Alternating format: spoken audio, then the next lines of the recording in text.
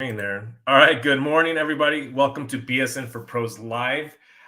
If you don't know who I am, my name is Benjamin Austin. Thank you for joining me. And I'm streaming this live across most of my platforms on Facebook and on, I believe, Twitter and some other ones that I have on.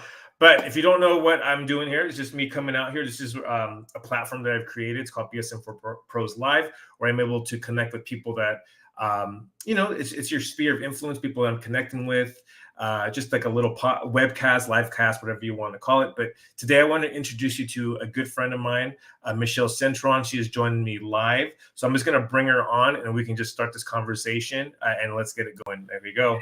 Good morning, Michelle. Let's get it going. Good morning. Good. I'm well. I've got my coffee in here. All right. So we started a few years ago and I had brought on a coffee cup. And I think it said live your best life or best adventure or something. And I asked you to pull up your mug and it was plain. It was. And I was yeah. So today I'm going to show my mug. I love it. This is something it was like a Father's Day gift. I love. Well, how about this? We have a lot of mugs at the house. That's something I think women and the girl. I have 3 daughters, and that's something they love. And Dad always gets his mug. the one mug where they have 3. So So I got someone saying hi. I got someone saying hello, Gus. Anthony. Hi, Gus. Hello. Aloha. I love it. From Hawaii. Yeah. Oh my gosh, beautiful. So this is a hummingbird. It's very symbolic to me. I have a hummingbird that visits my backyard daily, and I'm very spiritual. So I feel like the hummingbird's a beautiful messenger of like peace and love. And I feel like the angels talk through the hummingbird. So my own personal belief. And inside it says, keep it simple. So this is an acronym that most companies follow, right? It's the KISS model, keep it simple. Yeah. And life, it's about keeping it simple because we're all so damn stressed out. hell is stressed out. Hell is stressed out, man. Every day is stress. And it's fun. It's cool that you say the hummingbird thing because that's something in our family that even my my wife and on her side of the family, they do see the hummingbird as a representation. Like a symbolism, right? There's certain symbolism. And I do believe, and it's crazy as it sounds. There's that I've seen that hummingbird come around during times of like just let me say, like there's been some sad times that have happened, like losses. Yeah. And that hummingbird, it's crazy that hummingbird comes around and you see it. And it's really symbolic. Absolutely, it's such a powerful little creature. It's the only bird that can fly backwards. And I've gotten to the point where it allows me to approach it and really like have conversations with it. I'm like, I don't know who you are, but hear my message and take it wherever it needs to go and allow me to really live this life on purpose because I have a lot of big dreams. Yeah. All right, Michelle, let's tell the world who you are and what you do. And like, just tell us, give us your intro. Yeah, so my name is Michelle Cintron. Thank you, Ben, for the invitation. I'm here in Las Vegas. I'm originally from New York City. And since I've been out here, I had a job at the local health department, and that lasted a good tenure of my life, almost 13 years. COVID happened, pandemic, and I was right in the heat of it. And I one day decided this is not a way to live. Everything that was going on, all the politics and the agenda pushing and telling people what to do and what felt like taking away our liberties, my spirit was calling for something else. So I had been practicing holistic arts or holistic practices, and I decided this is my calling, and so I really get to step into this. So I am a holistic health practitioner.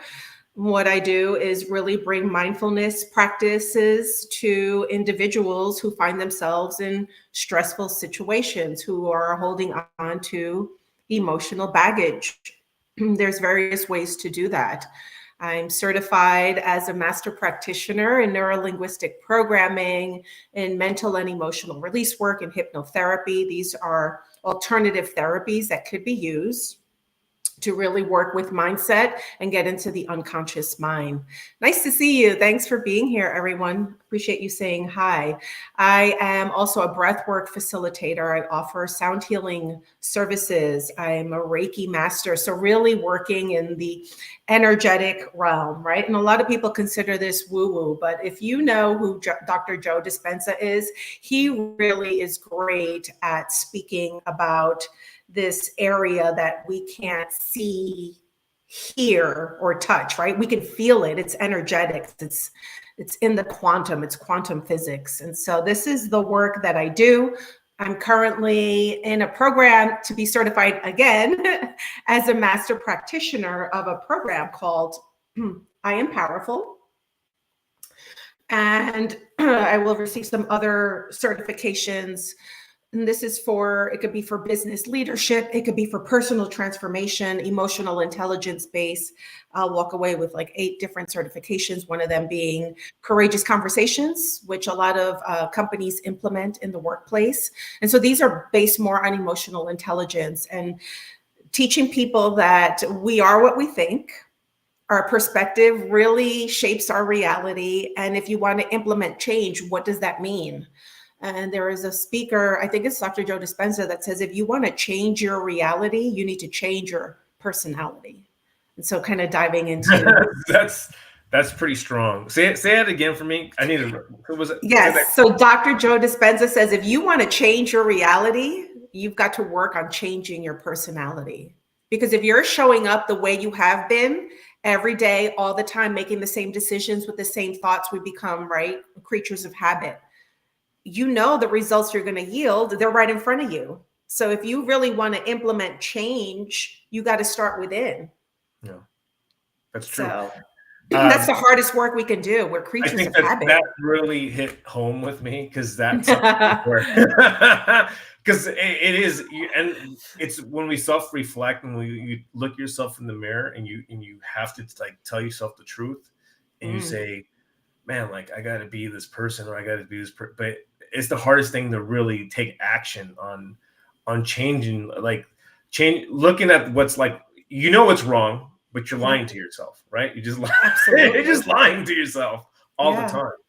It's too painful to excavate the emotional pains and situations that we've experienced. We're taught to think it's in the past, and so leave it there, because if you start excavating this, we don't know what's going to come up. Yeah. But in order to really create change, we must start within. And if we all do our healing work, and we're not broken, it's simply a matter of perspective, of reframing these conditions that we have programmed and saying, okay, I want to choose something different because this is not working with me. I'm carrying this luggage with me everywhere I go. It's called emotional pain. It's called traumatic events. It's called I'm right. It's called I'm a victim, or I'm going to blame the world for my problems. And we will never create resolution from that frame of mind. Yeah. And truthfully, everyone has gone through trauma. Everyone has gone through some pain. And some of us, I would say, I think now we're in the time now where it's people, there's that victim mentality. You see it all the time. You see it more, right? You and I come from different generations where, and then there's like, I don't think it's hard to find the balance, because I'm from that generation that says, okay, you got to keep walking. There's a funny meme that says, when I was a kid, I died once, but my mom told me to walk it off. Yep. Suck it up, buttercup. Right? But that's kind of cruel. It was kind of cruel in those days. It reminds me, I have a great story. Oh my God. So from New York City, I'm in second grade. I think it's 1976. We have this huge blizzard.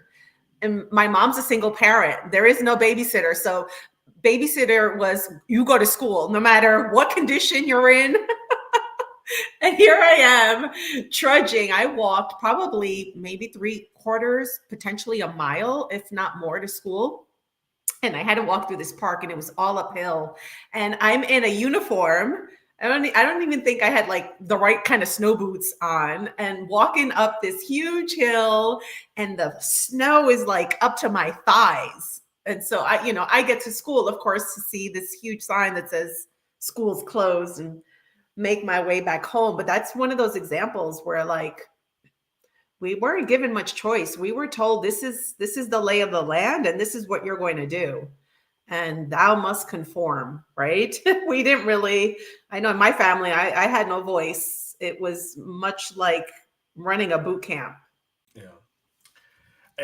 And now I think now even I noticed I'm the same way with my kids where I'm like, you okay, honey? Ouch. You want me to hug you and hold you? Like, and I do it because it's like I'm a girl's daddy, like, yeah. I have daughters, so I'm like, like, and I'm at my third one where now like I realize like I gotta be. The first one, I was a little tough, but now it's like, yeah, man, this is the baby of the house. We got to take care of the baby. Got to find the balance. Yeah. This is what I love about the work that I do. A lot of emotional intelligence. My eldest got it rough. He got that. This is how we were taught. This is what you were handed down. And then I started to get into this work of self-development, and I realized like, I can show up differently for my other two children. No. There are children, but they really are independent, sovereign beings, and they have their own thoughts, and they're so different. Yeah. And so coming from that mindset and being able to parent, I mean, I don't yell anymore. I was a screamer. Yeah. I was like crazy, right? I was one of those hot-headed Latinas, Spanish and English, and don't piss me off. Tell me this, like, so I think you and I almost have the same paths where, like, my first one and my second one, like, I didn't really get into personal development maybe till like, my first one, no way. It was all on my own. My way or the highway. Like, exactly. I know. Yes. I have all the answers. I got it. I got this. I didn't know all the answers. Yeah. I messed up a lot. Yeah. And then the middle one, we kind of figured it out, but it wasn't really there. And then now it's like, I wouldn't say I have it, but I'm more of aware, right? Like more aware. Yes. Now, this is the struggle that I have, and I'll confess it to social media. And I'll confess it to you. I do have like I wouldn't say regrets, but I do feel bad for my oldest in some ways where like I could have been this way. I should have done it this way. I could have been, I was like, I don't think that way because I know that, I'm not like holding on to the past, but you go into that, like, I wish, I would have been this person today than I was. And it's like finding that, like, maybe I'm trying to like not forgive myself. I don't want to say we didn't do anything bad, but you just kind of like, my daughter's doing well. She's doing well. I mean, as an adult now. Yeah. I mean, it's just kind of like, it is what it is, right? It is what it is. It is what it is. And here's the thing. We must give ourselves grace. So you're right. I'm sure you were a great parent, given the tools you had and the environment you were in with the resources you had at that time. And so we're evolving, right, as humans, and giving ourselves grace to say, I did the best I could. And, with the firstborn, we want to do everything right. There's like a level of perfectionism that happens, and we want to keep the lines rigid. And it could be almost robotic at times at how good we want to be a parent. And the reality is, it's so subjective, our experiences as parents, because there's environmental conditions, there's physical conditions, mental, emotional. It's, this is not linear. There's so many things that come into play. And so giving yourself grace to say, I did the best I can. And I believe that we all pick soul contracts, and we decide before we are incarnated to pick our parents, to pick our experiences. And there are lessons in our lives that we need. And so your eldest daughter needed you to be the dad that you were at that time. I'm sure there were lessons there that she has received that made her the individual that she is. And I follow you on social media, and I know she's doing well. Yeah. And that starts at the home. Yeah, she's a champion. She's a champion. Yeah, she's doing really well, and she's the she's very independent, and she wants to do it. She's independent, and she needs our help. She's there. She needs us, but she wants to be Yeah. independent. I was gonna read this post to you. I Uh-huh. wrote this post that says I just read this quote, and I posted this a while back. It goes, because the oldest child grows up with their parents, while the youngest are raised by their parents. Yes. I share that with my eldest son. Yeah. Because right, like him, we were figuring this out Yeah. together, and in so many ways he has been my greatest teacher.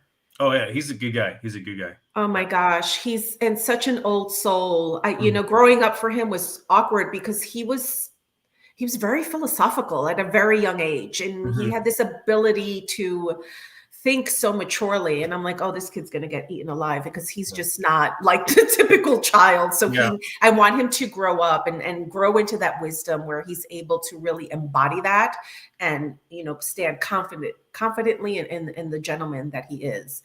Huge kid, and you see him and he's like, he looks intimidating, and he's like a teddy bear. Yeah, he's a nice. I've met him. He's a nice guy. Very nice Thank guy. you. Thank you. Let's talk about what you got coming up, Michelle. I know you got some things coming up, events that Absolutely. so let's talk about the events that you do, because I know Mhm. you're always doing like workshops. You're busy with that. Yeah. And let's show the world what you're doing, what kind of workshops you're doing, and what would it be like if someone came to your workshop. Oh, love that. I am first I want to take the time to celebrate a win. I feel like we're so busy accomplishing stuff and checking things off our list that we don't really stop and say, hey, I accomplished something, right? And it's that rear view mirror look. So probably 4 years ago, I had a deep desire to be an author, a published author. I want to write materials I feel that can, be beneficial to humanity. And so I'm celebrating this. I am a co-author in this anthology. It's called Bounce Back: From Setbacks to Comebacks. Thank you. Love to hear. And here we are. So 20 beautiful female authors who came together to provide tools through this book of living an unstoppable, free, and fearless life. So it really talks about living through challenges and how we come out on the other side of that. And our hopes for not only women, but for community, for humanity, is that we learn from these experiences and we really take our pain to purpose. So celebrating coming out with a very personal story of struggling within a second marriage. There was narcissism, very strong narcissism tendencies in my spouse at the time. And for me to navigate emotional, psychological abuse, the gaslighting, all the events that can take place, and the very intricate web that gets created when you find yourself involved with the narcissism. Some people, experience this through parents, in the workplace, through narcissistic bosses, and so this is a huge deal, and sometimes for whatever reason, we're calling in these experiences because I truly believe that we create our reality, whether we are doing it unconsciously or consciously. So, this is some of the work that I do. And to be able to come forward and vocal with an intent to educate on narcissism and to empower people to make decisions that will align them with their soul, with finding a place of joy, and how to find freedom from these events, situations, and circumstances we might put ourselves in, is very vulnerable for me to share, because this is a very personal experience. And so coming forward and sharing about this, and again, not from a place of putting my ex down or blaming or coming from a victim mindset. Rather, this was my experience. What were my learnings? Why did I unconsciously choose to be with a narcissist? So, a lot of what we do has been programmed through our childhood and through our experiences and who we're exposed to in our environment. And so having that awareness and saying, okay, I know this, and the unconscious mind will look to create habits and patterns that feel familiar to us. So we'll unconsciously often call in these types of events, circumstances, and people.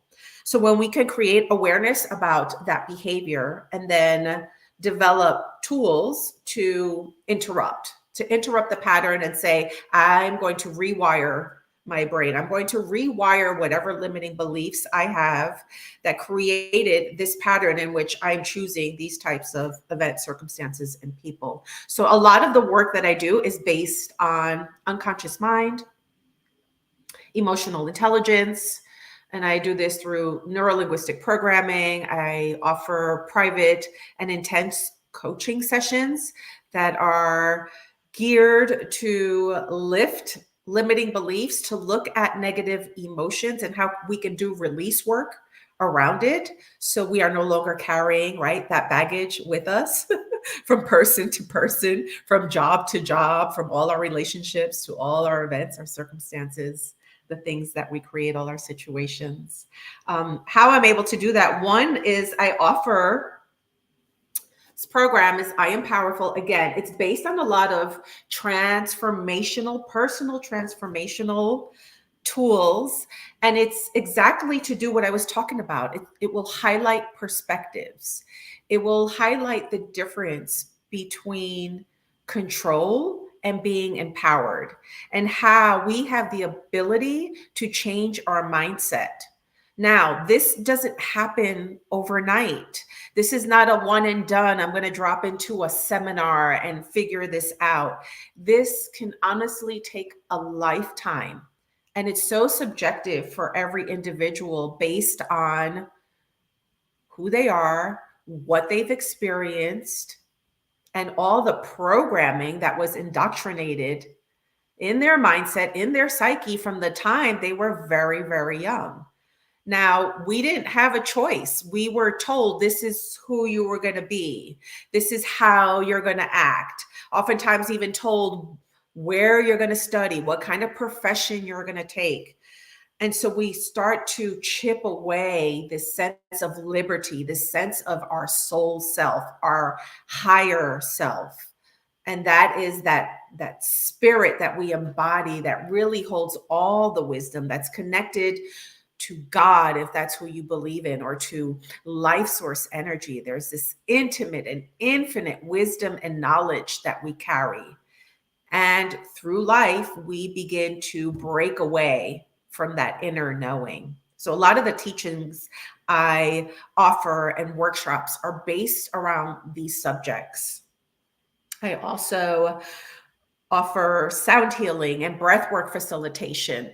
These are mindfulness practices, meditation, where we're able to reset our nervous system because we are stressed out, we have anxiety, we suffer from PTSD, we are using substances, whether, it's for some, it's being addicted to gaming, the gambling, the sex addiction, the pornography, the drugs, the behaviors that really do not allow us to flourish in being that higher self.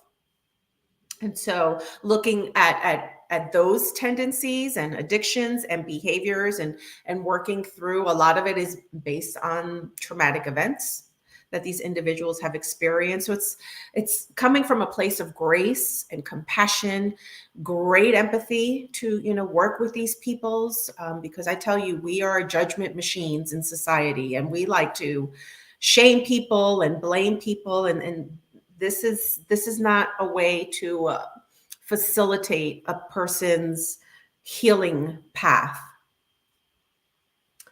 Another thing that I'm cooking up is an event called the Zen Bar.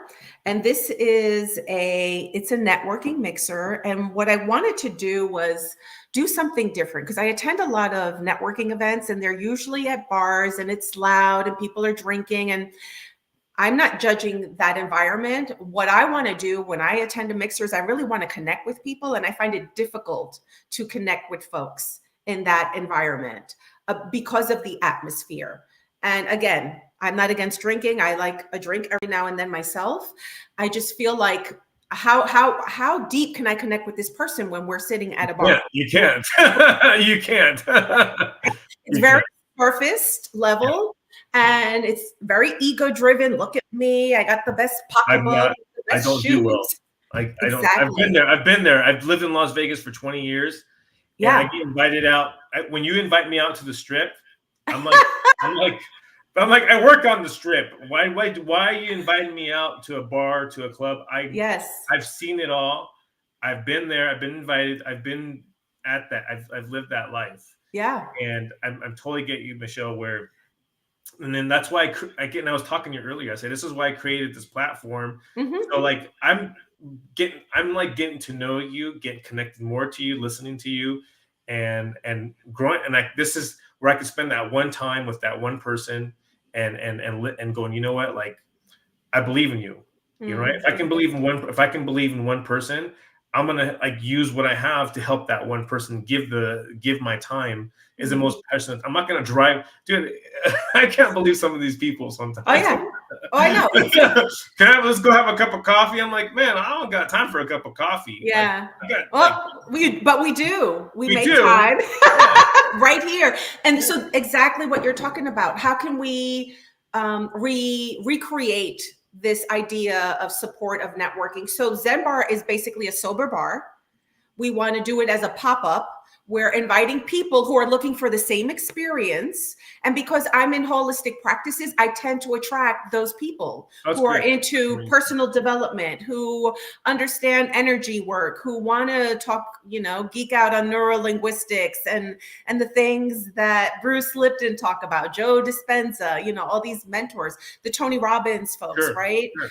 And so creating that environment where we can really be in a networking mixer and people are connecting. So we're offering like little workshops within the mixer. We're allowing people like the 2-minute elevator pitch Yeah, and you can talk about who you are. And now people are hearing from you and they're like, oh, I want to connect with them. They have a service that would really complement what I do. And we launched in November. It was about 30 people. We're doing our next one February 3rd.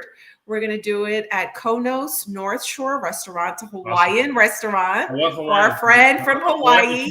can't go wrong with Hawaiian food. Yeah, I would love for you to attend, Ben. And we're going to offer again people the opportunity to speak about themselves. We're only giving them 2 minutes because you'll know who your person is once you hear them talking. Sure. Right. And then what happens is at the end, we allow for that opportunity for people to connect. And people are like sitting in and they're like leaning in and they're talking. And you can see through the body language, they're soul gazing, right? They're engaged. And Yeah.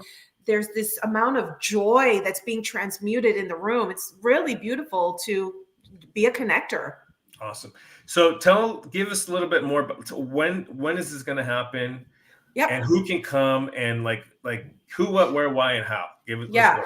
So it's called Zen Bar. This is a sober networking mixer. We want people who are into the higher conscious vibes that really understand there's a mission that we are of service to each other, to humanity, and really raising the vibration of the planet. If I'm speaking your language, you know who you are. It'll be in Las Vegas, February 3rd. We're going to do it probably at 10 or 11 a.m. in the morning through like 1 o'clock. So a brunch time hour. And there will be a limited quantity of food that will be available, but then the restaurant is there. And so you're able to purchase off the menus should you choose. It's going to be a very casual, friendly, heart-centered environment. And so if you are our people, please come forward. We'll have a link available on the website, which is lvyogatherapy.com. Again, it'll be Saturday, February 3rd. I believe it's either 10 or 11 a.m. Excuse me. And it will be at the Konos North Shore. That's in Summerlin, off of Buffalo and Summerlin Parkway. So that's here in Las Vegas. And our intention, again, is to bring like-minded people together who have a cause, a vision, a passion. They want to inspire people to live their best life, to work on themselves, to do the self-development work, and then to create that ripple in our community where we're able to build this beautiful community of people who want to help others. And there's a lot of ways to do this. We have therapists that attend. We have a gentleman who does like higher consciousness clothing line. He's a part of our group. We have photographers who show up, people who are into breath work, sound healing, yoga, kinesiology, martial arts. And so, we want the diversity. We want, again, people who value time, resources, and understand that we're truly here to create human connection. And I love this. Dr. Brene Brown, who's this amazing researcher, she's known as the shame researcher. She says, it is the inherent need of every man, woman, and child to be connected.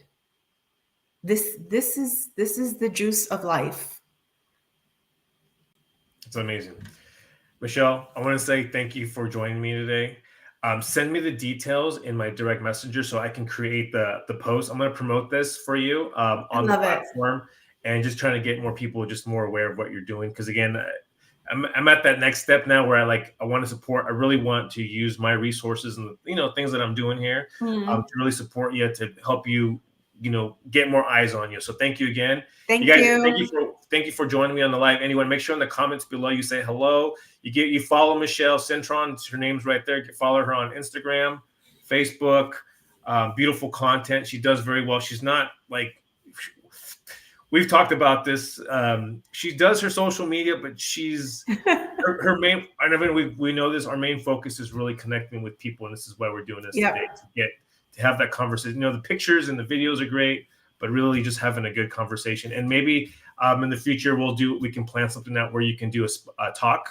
Let's plan that out. We just do we'll give you do a talk, and that way we'll give you just 20 minutes, and then or maybe just even have people come out and maybe an event for you. We can host an event for you, and then people come join you or have a talk. That way they can figure a little bit about what you're really I could walk them. I feel better. I can walk everybody. I feel better.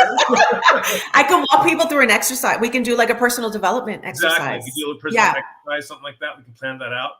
But I feel for sure. So my friend Gus says, very true. Everything after he said that, when you were talking, he said very true. So nice. Thank you, Gus. Yeah, thank you, Gus. All right, Michelle, thank you so much for your time. Thank you, I appreciate you. You have a great day. Okay, you too. Namaste. Bye.